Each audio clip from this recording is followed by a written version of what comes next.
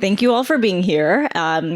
I've joined a couple hours ago, but I heard a lot of the morning was focused a little bit more on big industry, government involvement in the clean energy space. And I think our panel particularly will be really interesting because you'll hopefully get a much different perspective on where rubber meets the road, which is in the startup space. I grew up in Southern California and lived here for my whole life until I moved out to the East Coast. And I'm just coming back a couple of years ago. I just moved back. And it's been awesome to see just the climate tech, clean tech energy ecosystem that's just blossomed in the last several years. So we have a variety of different panelists. You all heard their background. I'm hoping to keep this sort of casual. Nayef put together some great questions and then we'll just riff on a few other ones. And then, like he said, we'll do 15 minutes towards the end for any Q&A. So start thinking about any questions. I'll start with a easy question, which is I'd love to learn a little bit more about what inspired each of you to start your business and what's the big problem that you're trying to solve? Well, thanks. So I graduated in public policy, as you heard, and really was interested in social policy and social problems, and really, based on my family history, thought that capitalism was the root of all evil. I learned, though, in my first job at Edison International, where I was charging electric cars, that capitalism could be turned to solve social problems. And in fact, it's the most powerful tool humanity's ever created, if we think of it through that lens. And so I've always been on this mission since then to try to build companies that solve social problems, not just nominally, but actually directly address the problem and turn it around. And EVs have that potential. They have their own, side effects that need to be managed, as I think Zora will tell you. But in this current stage of the business, a very important change happened a few years ago, and that was significant reductions in the cost of batteries principally due to large-scale manufacturing. And when that happened, these vehicles that I had spent most of my career trying to deploy, which were sort of two-seat sports cars, small cars, trying to maximize the value to a consumer with the smallest battery possible, that whole ratio got flipped on its head because it became so that the cost of the batteries enabled a lower total cost of operation for vehicles than their diesel counterparts, or gasoline. And when you look at it that way, these small vehicles are not the place to focus. It becomes the largest consumers of fuel have the largest savings from going to electric. And so my partner and I looked at that and decided that, the years of experience that we have working with light duty auto manufacturers is just at the very beginning of that space in the heavy duty and medium duty vehicle manufacturers, and they need our help. So we built a business to enable the infrastructure to move forward for medium and heavy duty vehicles, principally school buses, notably quite recently. And that's essentially what InCharge Energy does. We meet the fleet manager where they have in mind a vehicle that they want to buy, and then they go, where do I get chargers? We show up with chargers, software, and maintenance, and we put it all in place for them. Awesome. And Terry, from my understanding, I would consider your startup a little bit more on a later stage-ish based on where you all are. So that's just something to note. I think we have a diversity of sort of stages that people are working in right now. Zora, do you want to go next? We'll just go down the line. Okay. Yeah. So in terms of how ReJoule got its start, my background is in business, so I definitely did not come up with the advanced battery diagnostic technology. That would be my technical co-founder, Stephen. This came about when he was actually finishing grad school at the University of Toronto, and he had a model of batteries' health. I'm biased because he's my co-founder and also my brother too. He's a brilliant engineer, and he was completely baffled when he had to figure out the model to understand how a battery is aging, to the point where he thought he was doing something wrong. Because you just change a few factors like the temperature, which we know can change all the time. He could not get a more accurate model. He talked to people in the industry at some of the biggest companies in the world, including battery companies as well. And they're like, yeah, this is the process. We don't have any more faith in our models. We just have more data to work with, but they don't feel better about it. And he was just floored at that point, because if EVs are the future, but we don't know how these batteries are aging, we have a potential hazardous waste at the vehicle's end of life that we don't know what to do with, which kind of hurts the sustainability aspect. And so when we realized that, that's when we thought like this made sense for us to start a company that helps with figuring out, first of all, how healthy is that battery? When it should be removed from the car? And can it be used in a second life application before ultimately recycling it to create new batteries? Mm-hmm. A lot of interesting stuff there. We'll loop back around, but I want to talk about just the concept of recycling as you're thinking about the challenges that I feel like the recycling industry for plastics has faced in the last couple of decades, and then what you all are doing differently to prevent that same 10 to 15% of plastics are getting recycled problem from happening again. So let's talk more about that. And also, I didn't realize your co-founder was your brother, which is more fodder for conversation. So I want to know how that is going. Kyle, I'll let you go next. I first learned about the climate crisis in community college. That would have been 2012 and 2013. And for probably most of you here, since you're in the know, that was like the pop of the Cleantech 1.0 bubble, or I guess the trough. And I had a professor with a science background teaching environmental studies, who was one of the most doomsday focused people I had ever met on climate. And that being one of my earliest exposures, I kind of resigned myself to boiling alive in the ocean in 2070 and watching my family have a terrible time. So that was my introduction. And I felt a strong conviction that policy was the answer. Doing something with more of a heavy hand was the answer. And so I went into government. I was the heavy hand. I had the force of law to request documents from people, but always with a smile. And I learned a lot about what it's like to work without choosing your own path, which wasn't right for me. But I was inspired to do something about the climate in 2021 or so, when I realized, hey, I've got a year of Anderson under my belt. I'm kind of unsatisfied with getting assigned projects that I didn't feel like were that high value. Maybe it doesn't have to be that way. And I jammed on lots of ideas with one of my still co-founders in the built environment. And he comes from a software background. I come from a policy background. And so we were spinning these ideas together and eventually came up with this current business to be a data provider for all the companies that need really detailed, granular information on their projects. And we think of a project as like, you're going to put a heat pump in your house, or you're going to install an EV depot somewhere on the freeway between California and Nevada. There's a lot of data missing, which I think we'll talk about, but that's what we're trying to solve as a company. And it's been really fun. Yes, we are the youngest from a startup journey perspective. So that'll probably come up too. Yeah. I think that one of the things that I immediately thought about when I was learning more about each of your companies was why Los Angeles to be based here. Obviously, the transportation piece is clear, but most people, I think, around the world and nationally, when you think about LA, you don't think like, that's the hub for like climate tech in this country. Why did you all choose LA to be the place that you based your company? And I'm sure there's been challenges also by being in Southern California. So I'd love to hear more about those. For ReJoule, it was pretty easy. Steven and I grew up in Southern California. When we actually started ReJoule, I was actually in the Bay Area, which is like Silicon Valley and everything. So for the first year, I was actually in the Bay Area, and I would just fly down whenever I needed to. And it made a certain amount of sense for events. But I would say that we're able to stay in Los Angeles because, one, like about a quarter of the EVs in the US are here.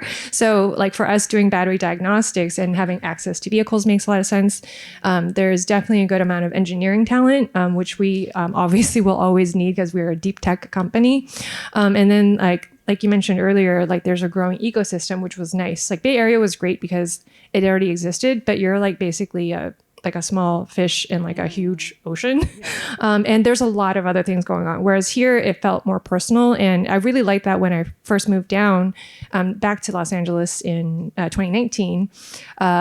Like the groups that I was meeting, it felt very close knit. You don't see a lot of the same people, but you see enough where it felt familiar. And a lot of people that actually were part of the Bay Area, I think back in 2000, 2001, they said that LA felt a lot like that at that point, where it's at the beginning of, or actually before the bubble burst. But it was very exciting and like things were starting to crop up. So I think it's nice to be part of something as it's growing versus when it's already huge and established, and being able to be part of that growth. Well, for me, I would certainly say LA chose me, and I happened to fall in love with it along the way.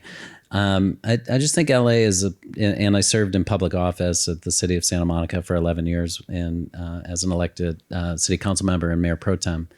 So I did put in for it, and what I learned about LA that helped me fall in love with it is that I think it's a city and a region that defines itself by its future. And it's a place where things can happen. Like you can come up with an idea, you can move it forward, whether that's a policy initiative, as we've done, or a business initiative. And, I came from the East Coast, grew up in Buffalo, New York, and Philadelphia. And those are kind of cities that define themselves more by their history. And that's okay too, But here it feels like people are open to ideas. I mean, even so much so that the fantasy land of Tinseltown is like, people actually believe they're living in the future already. And that's out there. But by contrast, again, I had this moment where I visited Buffalo, New York, and I was working in an environmental foundation at the time and founding activist nonprofit groups to solve, in this case, air quality. And the largest source of pollution in Southern California in the air is the ports of LA and Long Beach. And I went to Buffalo, and it's a city that's lost half its population in 2 decades at that time, right? That's the old Rust Belt. And for an Angelino at that time, as I was defining myself, it was beautiful, wide open freeways. Like nobody's on them. Like, holy crap, this is amazing, right? But on the flip side, it was also a lot of legacy industrial pollution. And that industrial pollution is every bit as significant as the air quality problem I described for the ports of LA and Long Beach. But in the LA and Long Beach example, we were forecasting a tripling in trade through those ports in the next 20 years. When you have that kind of a forecast and an expectation of investment, that investment dollar can also solve the current pollution problem, right? Buffalo doesn't have that kind of a prospect. And so I thought it was a really important and interesting contrast that I learned about my love for LA at that time too. Yeah, really cool. So true. We're kind of a hybrid company. One co-founder is based in the Boston area. We've got a contractor who is a digital nomad and currently in South Korea, I believe, and another contractor in Appalachian, Ohio, and 2 of us in LA. So I think LA is our home for 2 of us, but maybe we reflect something of the future of work, possibly. I don't want to be too much of a prognosticator, but I agree with a lot of the macro reasons why LA is a great place to be. And one thing I will add as the pure software player here, the Bay Area has really huge wins in software, but also one type of thinking about what software we need. And so that means that there's a lot of hammers looking for nails in the Bay Area, and climate's just different. And that should be coming out to you today. Yeah. Well, I think equally as important or interesting, I think from the companies that you all have started is your own personal backgrounds, and that you all 3 of you don't have really traditional engineering backgrounds, even though you're working both in hardware and software. I have a policy background. I worked in a really highly technical organization for almost 7 years as one of 3 policy people. And I felt like, when I first started at Google X, I remember just thinking like, I'm not like anybody here. And like, I felt like I had to constantly explain my job and what I did. And someone pulled me aside once. And when I remember the first month that I started, and she was like, we didn't hire you because you're an engineer. Like, we hired you because we don't know all of the policy and strategy and business stuff. So, Terry, you have a business and policy background. Kyle, also policy background. Zora, business and strategy background and in large industry companies. And I think that says something about sort of the needs of climate technology. It's as important to have a technical product where the physics work as it is to be able to commercialize it, figure out who the customers are, figure out how to actually deploy it on the ground, pass legislation, use policy tailwinds and headwinds in your favor. So can you say more about that? How is having a more non-traditional background helped you in your work? Yeah.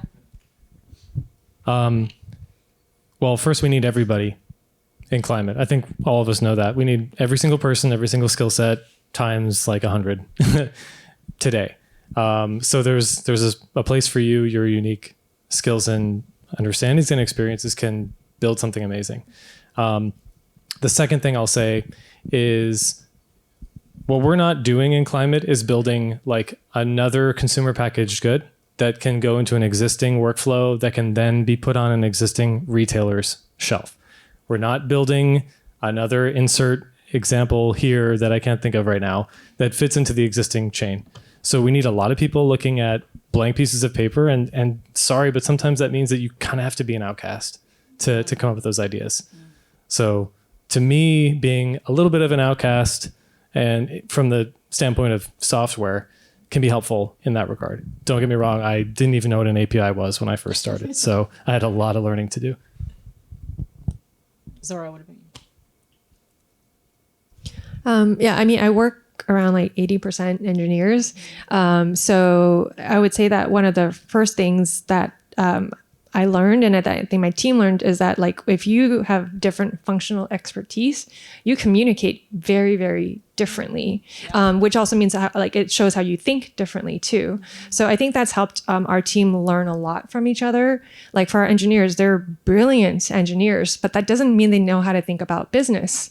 Even though like to me, a lot of it is common sense, but it's not obvious right away. When you point it out to people, they're like, oh yeah, that makes sense, but they can't think about it off the top of their head. I think the other thing too is especially critical for startups is knowing that what's good enough, especially if you're trying to create like an MVP and get something out there. You're not creating a perfect product that would rival what like a mega company would put out.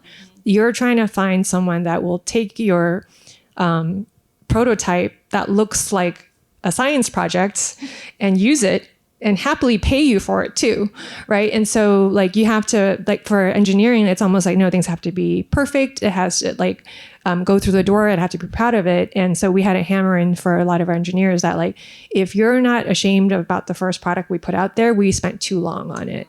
And so like that's very hard for them to get over, especially given their training. But now that they've gotten into it, now it's like, okay, well, let's just get this out there, get it into the customer's hands and see what happens next, as long as it's safe enough for someone to use. Right. It's not going to blow up. Yeah. What was the first product that you all, that ReJoule put out? What did that look like compared to where it is now? Yeah. So what we're about to do now is actually doing testing on an entire electric vehicle battery through the charging port. So that device right now, that's in prototype phase. I say it's basically the size of like those mini fridges, essentially.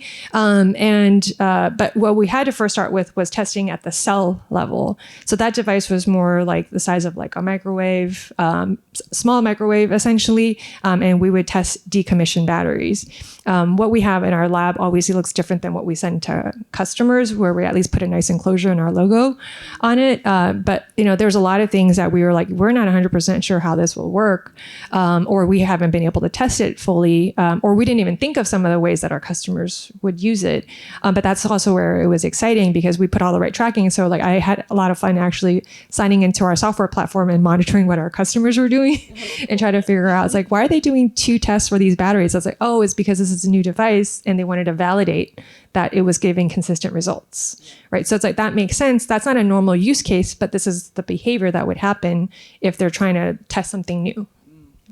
The like cobbling together of the MVP, I think, is a very visual, like that feels like what, startups ought to be doing.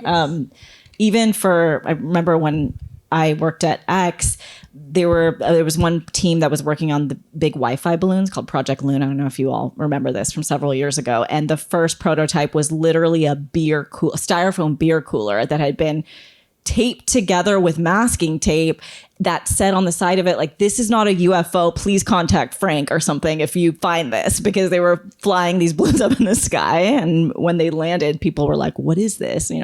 Remote, like Amazonian forest. So I think that really resonates, and in some ways probably makes your work move a little bit faster too, right? Because you're able to just, you're not waiting for perfection. Terry, what about you and your background? Well, I mean, here we are at Edison, and you're not just taking engineering classes here, right? So the broad scale of the things that are taught here are the things that all businesses require. And I guess reflecting on where we're at now, we have 240 employees across North America, and I describe my job as the principal of the middle school, right?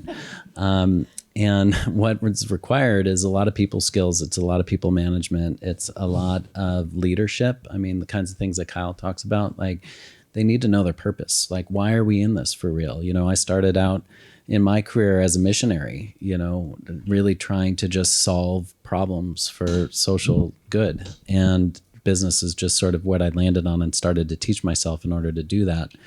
You have to understand how to talk to engineers. You have to understand how to talk to marketers and salespeople and finance people. And as Zora points out, like, they all speak different languages and they all think differently. And at a certain level, you're also evaluating their performance and trying to put people in places where they'll be most successful. And I'm a strong believer that people will only be great at something they really like doing. So you have to try to elicit that out of them and try to put an organization together around teams that I think work in ways that can maximize your effectiveness and growth as a startup. So that's mostly where I spend a lot of my time these days. And I think, being able to communicate and understand the policy realm has been helpful along the way, as much as it is internally to communicate with teams. It's also external, like your customers. What's their business like, and how does it work when I have to go get a permit from a local government official? Well, I happen to have been one, and so you can walk in and say that. Those kinds of things are really valuable. Let's talk about that a little bit more. I obviously, if you're working in the climate tech, clean tech space right now, most people are thinking a lot about government and how, especially with IRA money and a lot of the philanthropic money and VC money that has sort of followed government funding, how to maximize what the government is getting out to or giving out for your organization. And I think it's a really big shift from even just 5-6 years ago, when most startups or tech companies were like, I don't want to go to DC. Like, please we don't need to, or, unless there was some really tangible regulatory barrier to getting out the door and being able to, drive your self-driving cars or fly your drones or have your robots. There really wasn't a need to engage in the policy space as much. And now with all this money out there, I think big industry, of course, they have huge lobbying teams and people that are based in DC or Sacramento. But as a startup, your resources are a lot tighter. So you may not have the headcount to hire, 2 people that are thinking about how to get money from the government or how to write grants or this kind of thing. How are you all thinking about how to take advantage of some of the policy opportunities, not just the permitting stuff, but how to get any of the funding? Or are you not? Are you just thinking it's just too big for me to deal with right now and I don't even want to think about it? we're going after, I think, 3 different grants just this quarter. So we're definitely going hard after that. It used to be me doing most of it when we had a team of 5 and I was the only non-engineer. I didn't write it all myself. Obviously, the technical narrative they did, but just the administrative details of like what size font and when we need to submit and like how many figures we can use, and reading the very painful solicitations that the government puts out too. A recent one I read, they had a summary table and all the details that you read were different than what was in the summary table. So our first question is, which one's right?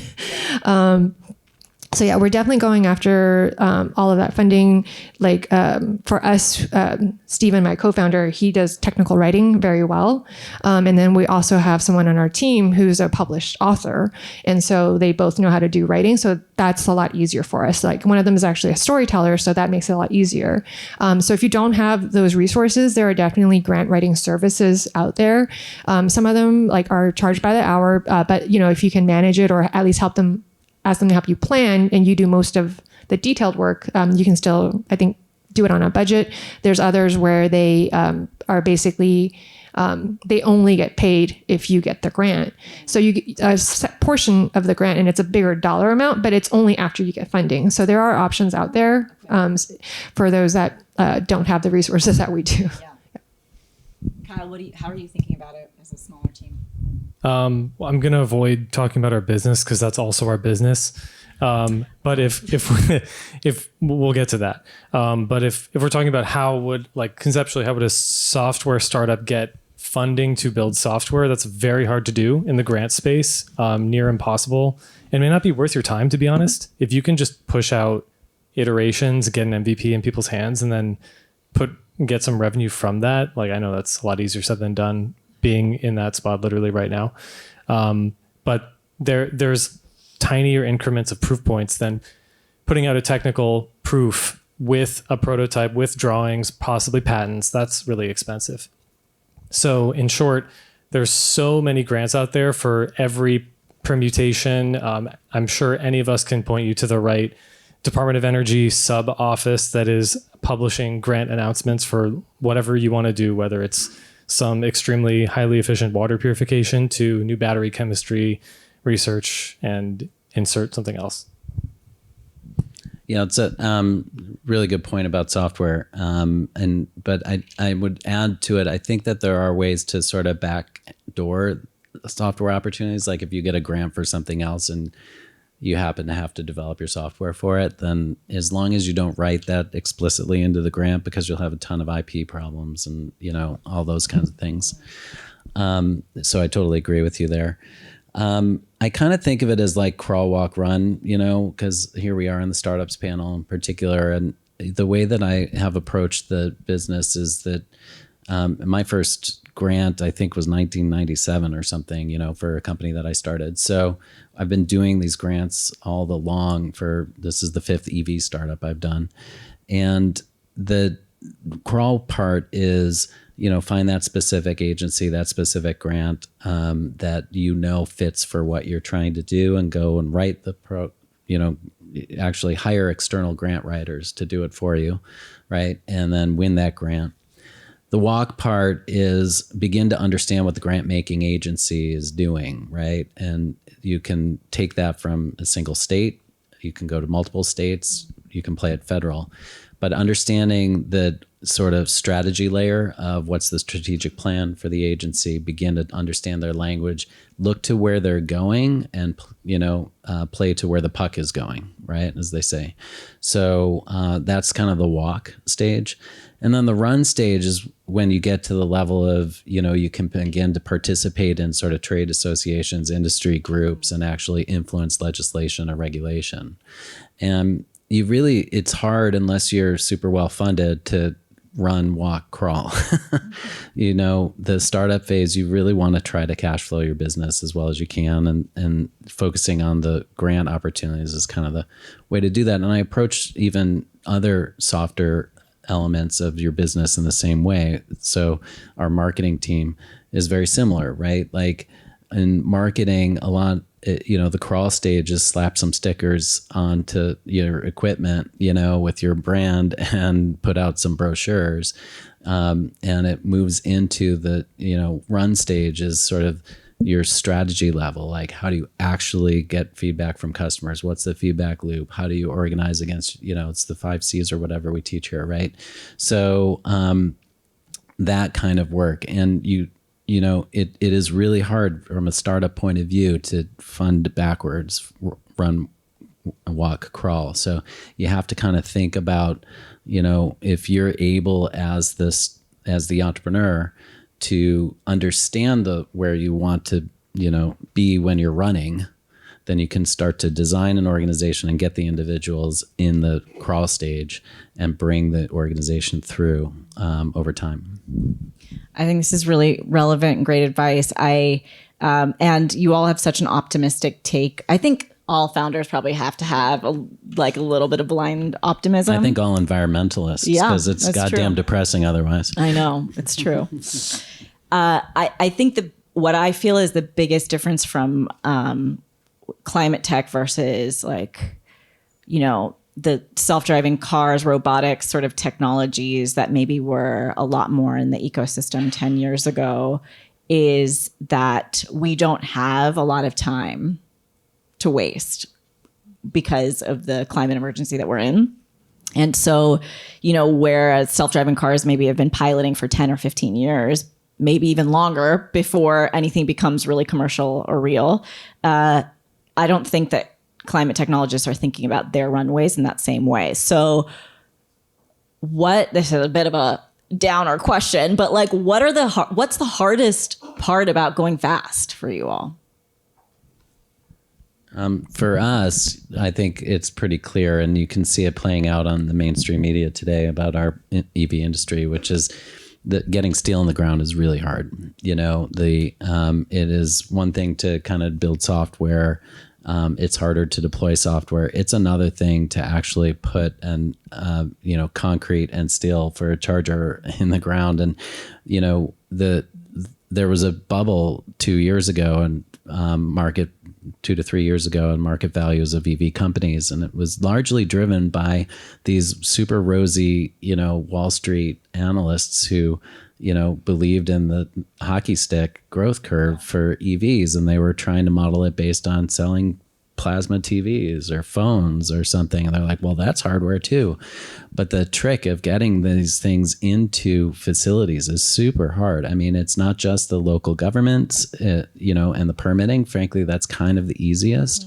It's utility. When you have to do a utility upgrade, you get into a queue.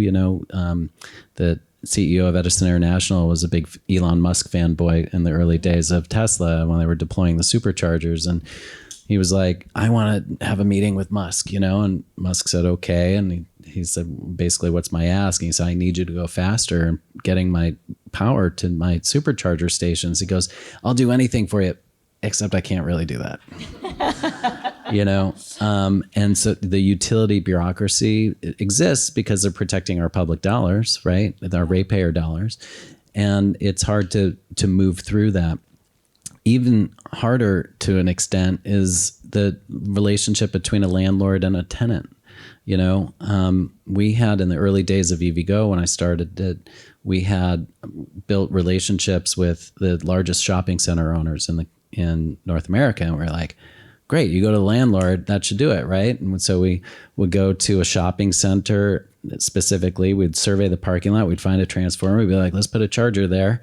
And the landlord rep would say, okay, great, let's pull out the lease book. And he's got this binder like this, literally leaves through the binder and says, okay, well, on that parking space, Rite Aid and Subway and the barber shop all have a right of refusal of any changes in the parking field in their lease.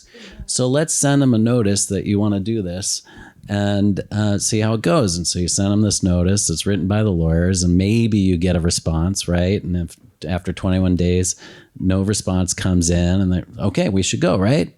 No, we should send another letter, And it just constantly goes into this loop. And then finally, you get Rite Aid responds and they go, sure, we're all for it. We need a penny reduction in our rent on a per square foot basis on the property that's 3 miles up the road.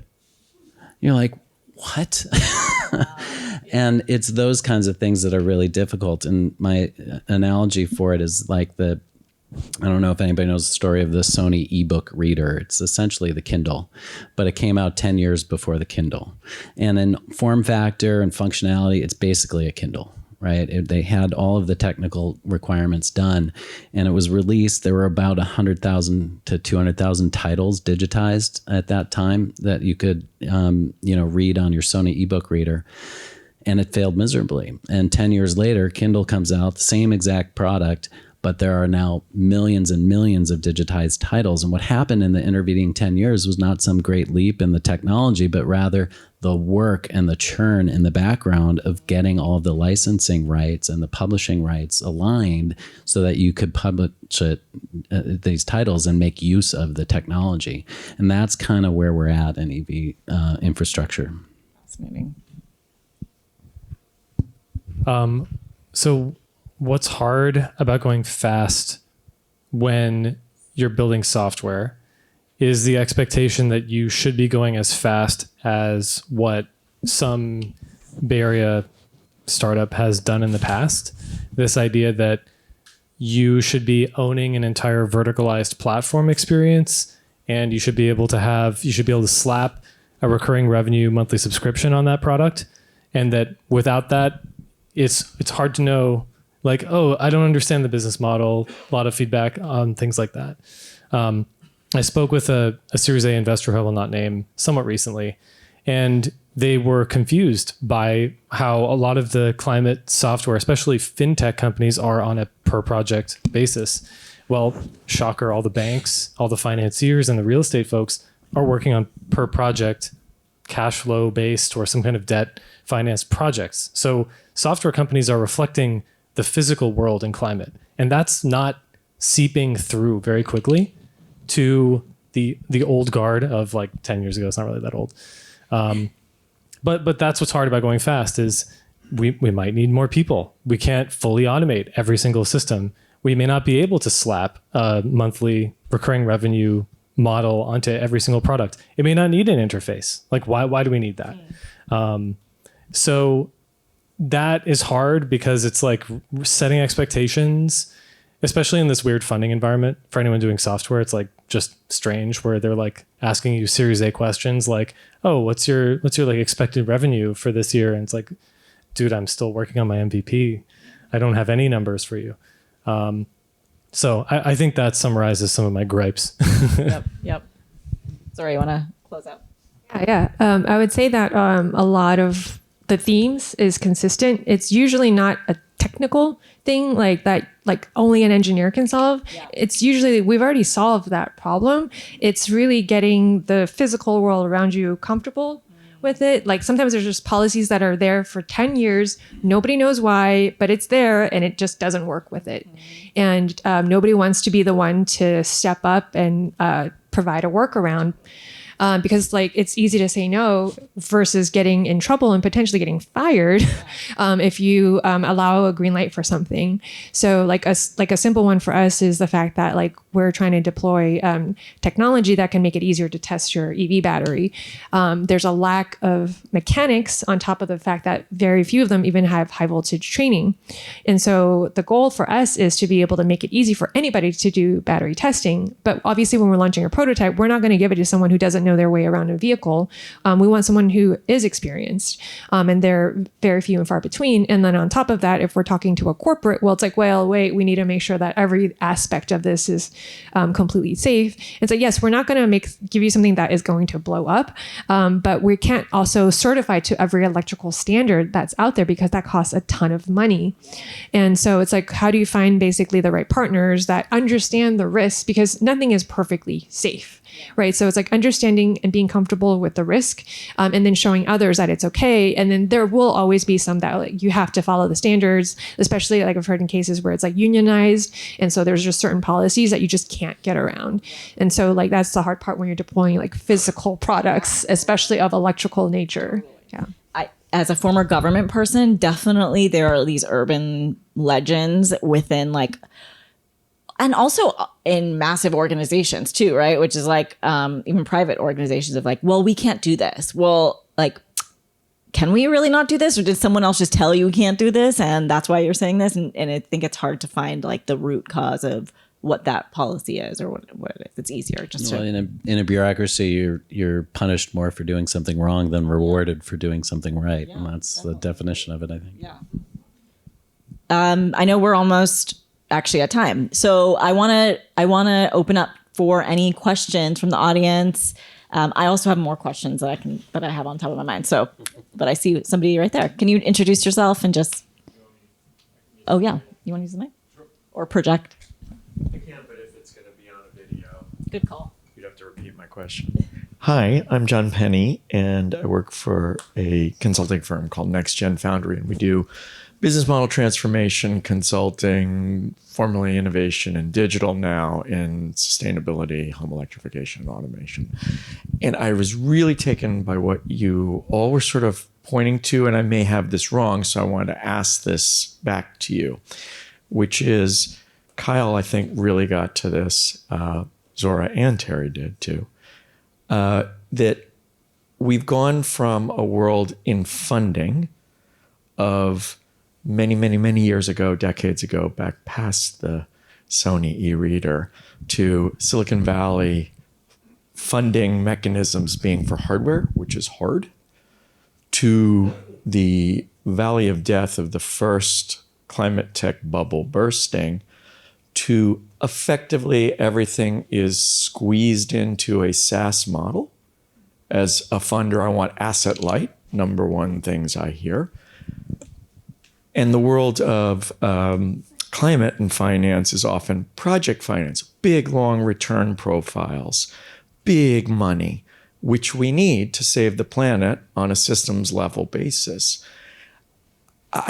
My question, that's my thought from what you were saying. My question is, it's really hard to break it down because it's like we've developed all this muscle memory for SaaS financing and blah, blah, blah, blah, blah. Are there things that you see that you're doing and sort of pushing back? I think, Kyle, you mentioned a little bit about the question that can help, the more traditional investor set who's now focused on asset light to come in at early stage, seed, A, and the like, and not have, because we can't go to project finance based unless you're Ørsted or something like that. What can we do to solve this, log jam or this beaver dam in the river of how people think about financing the business models? I guess that's the question. Sorry. I think that was a great question. I was invoked, so I'm going to start. Realize I didn't explain our products. I will do that very quickly. We're building custom data models for unstructured data that exists to make projects faster. We're called Pencil because we want to make projects pencil, which for real estate and project finance nerds means that you reach a certain threshold of return.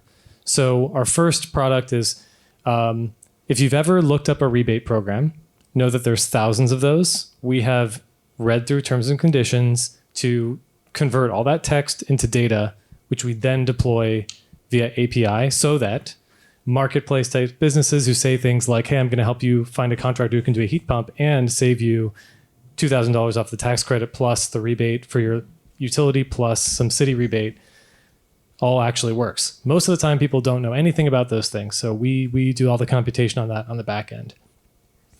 A product like that is a volume-based data business. And one of the first questions we get asked is, hey, it's data. Like, what's stopping a well-funded, motivated competitor from doing it?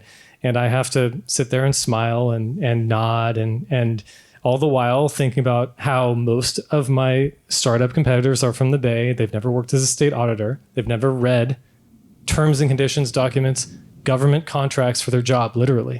And I have to figure out how to communicate that to them. So I think to answer your question, it's kind of on us, sadly, to educate funders and help them realize that these problems are hard, not because we haven't thrown a ton of engineering dollars at them, but because they are fundamentally hard problems. And we also haven't thrown engineering dollars at them.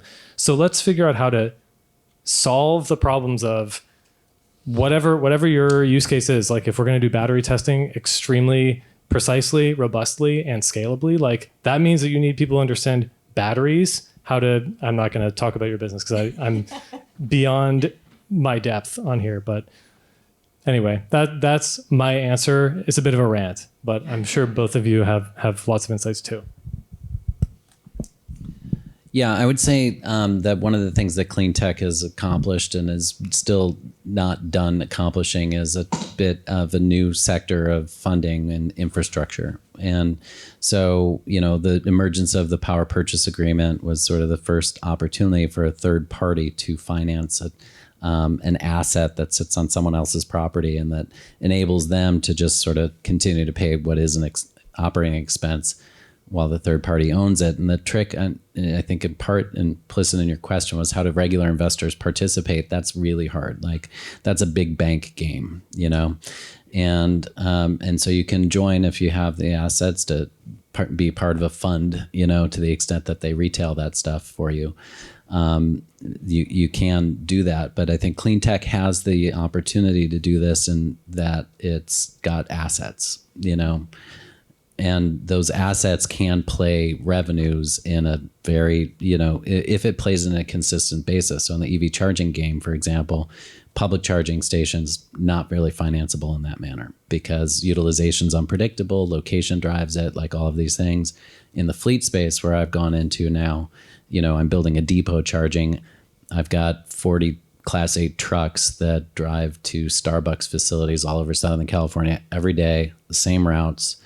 Everybody's drinking coffee every day, right? So you can finance that. And that's sort of the holy grail that brings down the cost. And I would say, too, that what Zora's doing is super important because, what I described is that there's this inflection that came when battery prices dropped, but still most users of batteries and vehicles are expecting them to have zero value at the end of their useful life. But secondary applications, repurposing of those batteries brings up the secondary value and thereby reduces your cost of operating it in its first use over the life of its first use. And so that enables, that's a financial solution. It's a practical solution that enables financing to occur and, increases deployment. Yeah, I think everything was already covered. I think the only thing I would really add there is for investors, like if you had even your own money to invest, you're not going to put it into something that you don't understand. And that's the hardest part is like you need to almost find investors that understand your space, like that understand that government text is like impossible to read. And that just doing that is going to make like a grown man cry, right? Like, and for us, like we actually had an investor that was asking us like, why can't you move faster? Why you already have this product? Why is it taking you 2 months before you're even starting to deploy this? It's like, well, this is a novel hardware that doesn't exist in the world today. Like nobody's ever done what we're doing. We can't just put this out there. And but I was grateful to actually have that question because a lot of investors would just think that and just be like, no, we're not interested. So I think at the very least encouraging the question because there could be comparables in the past, like the Sony e-reader, on like how it worked before. It might not be a perfect comparison, but if you can get close enough, then maybe you can think about like, okay, as an investor, do I understand that model and can I help support that startup? And if you can't, then it's probably not the right investment for them because like nobody's going to be happy. There's also one other notion, which is sort of backdooring like the grants suggestion I had, which is like, yes, everybody's looking for software investments, but the question is always how do you deploy your software? And for a lot of companies, it's like throw a ton of money into Super Bowl ads, right? But in the clean tech space, it's really comes back to the steel in the ground notion. So what is the steel? Like I have to have a charger or I have to have a battery product or whatever it is to deploy my software in a lot of these cases. And so if much of the cost goes into that hardware component and it gets you deployed on software, you can tell your software story. I think we have time for maybe one last question if anybody has it. Yep. Want to introduce yourself and ask your question? Sure, I'll be quick. Thank you so much, everybody. My name's Andy Reamer. I use they, them pronouns. I work at Side Porch. We work with good people trying to do hard things that make a difference. So we've done everything from help write DOE IRA responses for hydrogen and direct air capture hubs to helping a fusion company spin out of MIT and then raise $1.8 billion. For the funding question, quickly check out Climate Finance Tracker, which is a current snapshot, but actually going to be soon a live tracker of all climate financing across the entire capital stack. It's created by Eric Burlow and us. It's very fun to play around in. Turbo SBIR provides low cost SBIR support for federal funding.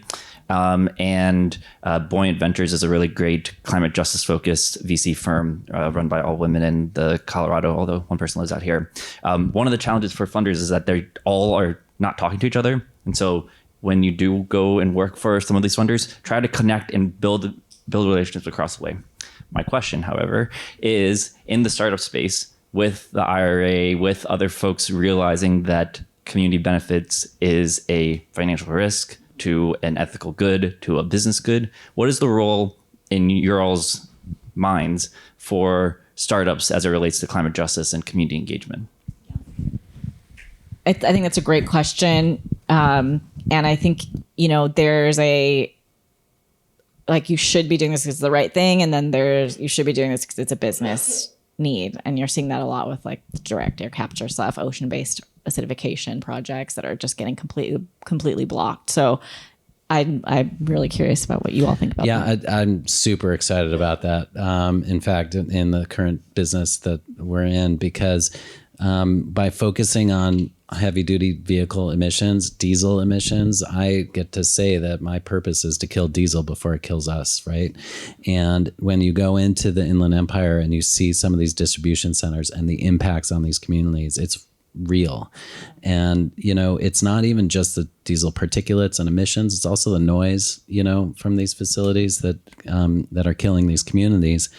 And so how we have gone, so it gets to that notion of the core purpose of the design of the company to accomplish a climate justice objective. But it's also, there are ways that we're building in a deeper climate justice commitment, which is actually hiring from those communities. Because a lot of the work that we have in this industry is to teach people how to do the work that we're doing. And what better people than the ones that are going to become the most passionate ones, who have seen the effects of the current dysfunctional model we live with, right? So we've done some hiring programs. We, have even sought and acquired grants to support some of that work. And some of that is just also through partnerships with unions, to give people a career pathway. So a lot of the workforce development we kind of build in to complement the purpose. Yeah, this is definitely something, thank you for that question, because if we're going to fix things, fix everything as much as possible. There's definitely more that, if you're curious in what I have to say next, definitely recommend checking out our website. We just published a white paper about the vehicle's life cycle, the transition from ICE to EVs and how we have to maintain this. So there's a few ways that we look at it from our standpoint. One, most vehicles on the road are actually bought used. 75% actually. So if we want real EV adoption, we need to make the repairability and the sale of used EVs skyrocket in the coming years. That is not happening right now. That's something that we're talking about in the white paper.